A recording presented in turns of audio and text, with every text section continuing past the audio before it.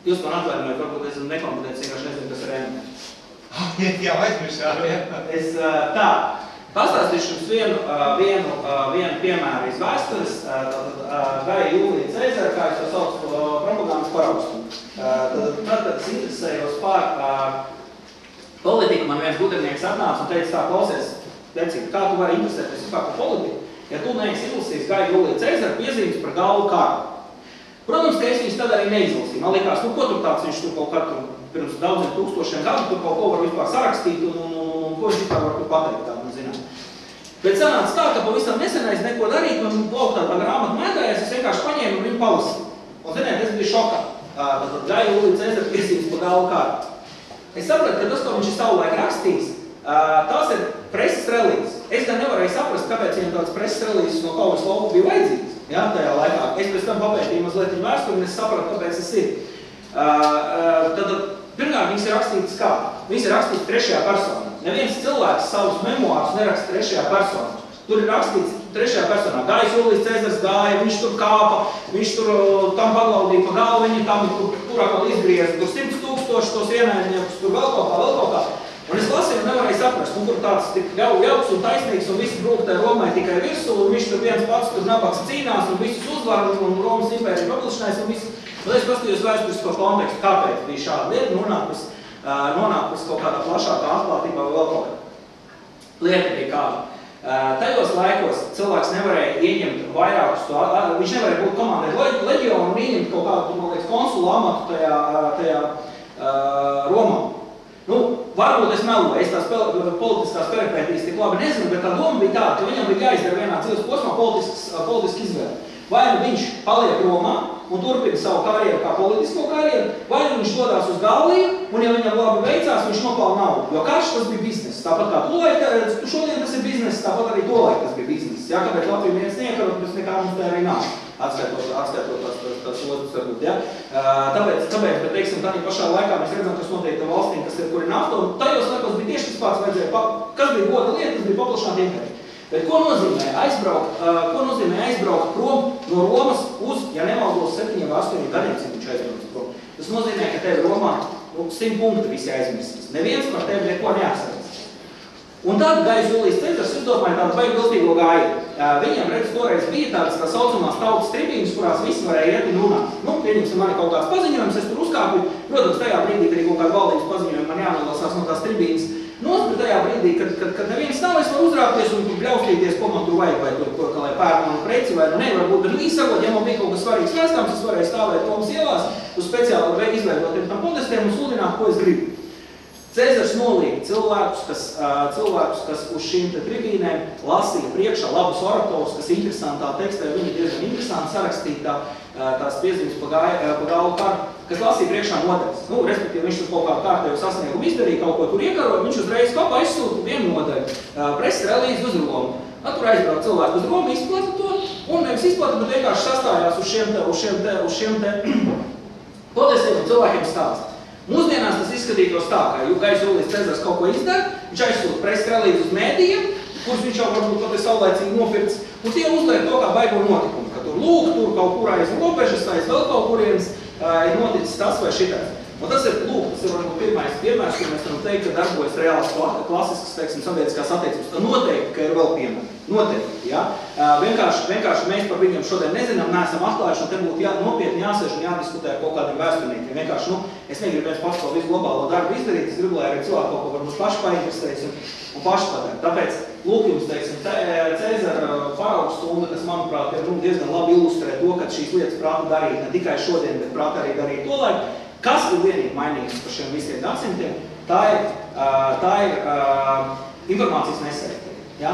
Nu, agrāk rakstīja uz sienām, īstenībā tagad rakstu uz sienām dažādi atjautīgi, un tur, kā es tur esmu redzējis, tur uz Brīvības ielas uzraksts, teiksim, Brīvība ir. Ne iela ir, bet Brīvības nav, jā, pareizi bija tā. Ja? Tad es tur esmu redzējis arī tādus šarpākus mazliet, tur pretreliģiju vērsts, piemēram, tur viens bija tāds, ka, ja Kristus atkal atnāktu uz zemi, tad mēs viņu atkal piesistu krustā. Nu, vai vismaz tā doma bija vēl visādi bijuši šitādi, kas uz vēlēšanām, viņi, protams, parādās, bet kas tad darījās Latvijā pagājuši, pirms 100 gadiem, tas vispār ir kaut kas fantastisks, ko ir vērts palasīt ilustrātā. Vēstur tieši šī mēneša žurnālā to ļoti labi aprakstījusi, kā tur bija darbojušies un ka tur bija pat lipinājuši uz kapakmeņiem plakātus un tā kā, tur bija vienkārši diezgan vairāk. Lūk, kas ir viena no lietām, caur ko ar mums kaut kādā veidā manipulē. Mēs daudz runājam par terminu. Protams, termini nav vienīgais. Ir daudz citas lietas. Ir institūcijas, ir audzināšana, ir kultūra, ir galu galā kaut kāda laika kontrola mūsējā, ja, brīvā laika kontrola. Ir ļoti daudz lietas, bet mēs varam paspēt aplūkot kaut kādu vienu, tāpēc es izvēlējos valodu, jo tas ir tas, ko jūs varat viegli pēc tam pārbaudīt, vai es jums meloju vai nemeloju. Ja? Tātad, tie ir pirmkārt termini. Tātad, es paņēmu no žurnālistikas rokas grāmatas, dažas piedomājas vēl sagot pats klāt, tāpēc vienkārši tā bija kaut kāda, tur bija Vācijas lūdzu termini izmantot. Un saraisīju šādu nelielu tabulu, ja? Tātad jūs redzat, kā mēs varam vienā gadījumā pateikt, un kā mēs varam pateikt pilnīgi alternatīvi tieši to pašu, ja? Ja, tātad atomenerģijas atkritumu glabāto mums ir atkritumu savākšanas un utilizācijas parks, ja?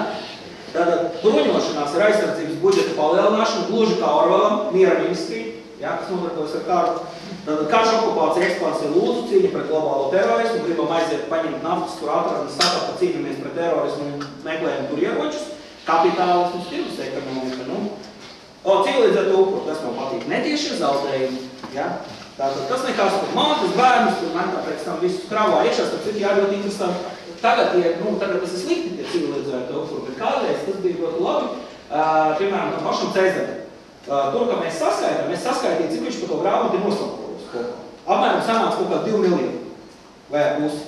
Īstenībā viņš tur, ir tāds otrs mazais Hitlers, ko viņš tur izdarījis vienā Romas reģionā. Tur izdarījis 2 miljonus, ja? Bet toreiz romieši uzskatīja, ka tas ir baigi forši. Viņš ir attīstījis, viņš tur ir pievarējis visus un tur uzvarējis un tā tālāk. Bet, vienīgais, kas jūs varbūt varētu mierināt, tas ir tas, ka viņš, protams, ir piedzīvojis klātīgi. Daudz viņš tur nebija nogalinājis. Viņš īstenībā piedzīvoja, lai vienkārši foršāk tautā tur tribīnēm un viss tas izklausītos. Tātad, kas vēl man ļoti mīļš jāteiksmi? Tātad, kā jums pateiks žurnālists, ja notiek kaut kas, nezinu, kaut kas neparasts vai kaut kas, tāds ārpus, viņš noteikti pateiks, ka tas ir skandāls. Viņš pateiks, ka tur noticis skandāls, ka tur kāds ir kādam sasītis fotogrameru vai vēl kaut ko izdarīt. Īstenībā tā ir varbūt parasti kaut kāda, nemaz tik ļoti ne skandaloza lieta, kā bija. Kā mēs varam atrast? Birokrātija pārvalda, peļņa, ienākumi, tas tā. Par pēdējo tas ir viskapitālākā kļūmīte. Neviens uzņēmies tad tas ir Latvijas kraks līdz ar to, ja? Ja banķieris uzskata, ka viņa ienākumi ir peļņa. Viena lieta banķieris ir viena, ko avīzē. Es runāju par to, ko avīzēs raksta, es runāju par to, bet šitais ir gadījums, ko mēs paņēmām globāli, bet es pasēdēju un mazliet padomāju, kāda piemēra tieši ar Latviju. Ierīdz. Kāpēc viņš netiežās un... Nosviedās. Lūk, šitais man ir sevišķi mīļš digitālā televīzija un ciparu televīzija. Lieta kāda? Bija cilvēku grupa, kas izdomāja bīdīt digitālo televīziju. Super lieta, ja? Vajadzīgs ir, vajag un tā tālāk. Bet bija citi, kuriem vai tur nepadalījās, vai vēl kaut kas tur slikts notika, kur pēkšņi tu izdomāja taisīt tu baigo atmaskošanas kampaņu. Rezultātā jēdziens digitālā televīzija, ja drīkst tādiem vienkāršiem vārdiem izteikties, tika vienkārši sačakēta. Jo tagad, tu dzirdēji digitālā televīzija, tev uzreiz tur galvā līd ārā visa tā korupcija un viss tas pārējais, kas tur ap to visu lietu grozīt.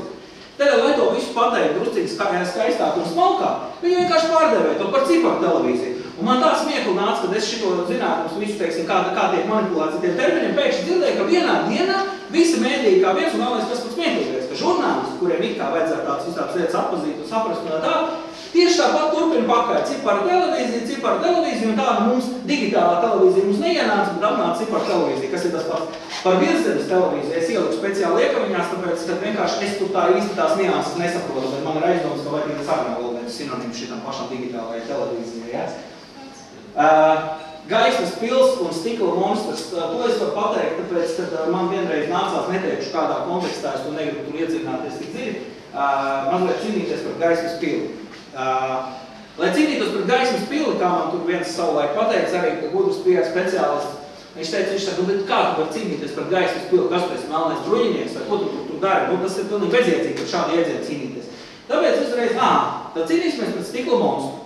Kāpēc es teicu, ka stikla kārs pieņemšanas punkts, tur bija ļoti smieklīga situācija. Es zinu, kad uzprasīja vienam no žuravļoviem, kas bija Rīgas domas deputāts, tam dzejniekam. Viņam prasa, kā jums tur attieksmi pret tur gaļas pildu un celtniecību un tā tālāk. Viņš toreiz pateica savu smieklīgu frāzi, viņš saka, skatāmies, tu tagad attīstās, ceļam to vecrīgu un ceļam te pierīgu un tā tālāk un vispārējais, un rodas iespējas, ka tā Rīga ir tā kā tāds stikla kārs pieņemšanas punkts jau kļūs, ja? Un tad es tā pēc šitās zīmīgās frāzes aizdomājos, kas mums te apkārt notiek, ja, teiksim, un tik tiešām varētu teikt, ka Burciņam viņam bija taisnība. Arī ļoti mīļš piemērs, ja? Žurnālisti, kas ir parakstījuši ētikas kodeksu. Ja? Viņi parakstījuši ētikas kodeksu ar nosacījumu, ka viņi objektīvi atspoguļos informāciju. Konkrēti tajā laikā tā bija Sarmīta Elērta un Dienas žurnālisti. Ja? Kurš pat pašai arī žurnālisti diezgan daudz lomā. Kā var cilvēks smagos noziegumos apsūdzētais, kaut kā viņš nav nenotiesāts, ja? Viņi it kā formāli nemaros, bet patiesībā viņi piedod noskaņu un pieskaņu. Mēs varam teikt, jo būtībā viņiem būtu jādara tā, kā profesionālam žurnālistiem. Viņam vajadzētu darīt tā, kamēr viņš nav notiesāts, tikmēr nevajag lietot šādus epitetus. Bet, ka nevar nekā savādāk tam Lebergam ierēks, tad ierēks vismaz šitā. Bet principā, pēc loģikas, ja, šis te termins, un viņš mums tā iesēžas galvā, ka mēs domājam, jā, tik tiešām, tas Lebergs ir noziedzīgs. Bet, ja mēs pāranalizējam, viņš jau nav notiesāts, tā kā viņš notiesās, tā viņš būs. Buldozers, Ainārs Šlesters. Tas ir tas gadījums, kad es jums teicu, ka ar labas reklāmas palīdzību tika iekalts mums iekšā. Buldozers, raķete, viņam nebija viens piekalts, viņam bija daudz tie iedzieni, jūs atcerieties tajā reklāmā piekalts, bet viņi iegāja jūs magnēt. Un tagad tiešām kā piemēram buldozer, visinis, kāpēc iedomājas uzreiz Šlesters. Ja? Un varbūt runa ir pa citu. Vēl viens gadījums, nākamais, ko es noteicu, man arī viņš ir ļoti mīļš. Es divas vienā intervijā smējos kā putinādams, es zinu, kad es arī pats esmu kādam šito joku stāstījis, un cilvēki ar dažādi reaģē, vieniem viņam patīk, otrāk, ka uzskat, kā tad tik briesmīgi drīz, ja. Tad ekonomikas ministram jauns un moderns uzvalks, un to uzvalk apspēlē, un tās un šitās, un repši tur tāda oriģināla. Lietnieks, kā profesionāls, viņš jau nepirmais. Lietnieks arī, ja nemaldos, izdomāja to, ko šķēli izmantot, pirms vienām vēlēšanām viņš bija kaut pa 100 zobri nosaka. Jā, cilvēkam vienkārši plašs maids, viņš tur pieredz un iemācīs. Viņš nosauc Birkaupa un, teiksim, tāpēc viņš repši, kurš viņam arī drošiem tā nepatīk nosauc par to, ka ekonomikas ministrs veikās eģerbies kā sūtēlis, jā. Lūk, tātad, labi, tur tas korupcija apkarošana, teikšu godīgi, man vienkārši vajadzēja kaut ko tur ierakstīt. Es ierakstīju korupcijas apkarošanu valstī un, teiksim, izreikināšanās politiskiem konkurentiem. To lieto, teiksim, arī kaut kādas noteiktas cilvēku grupas pretim stāvošas viena pret otru. Lūk.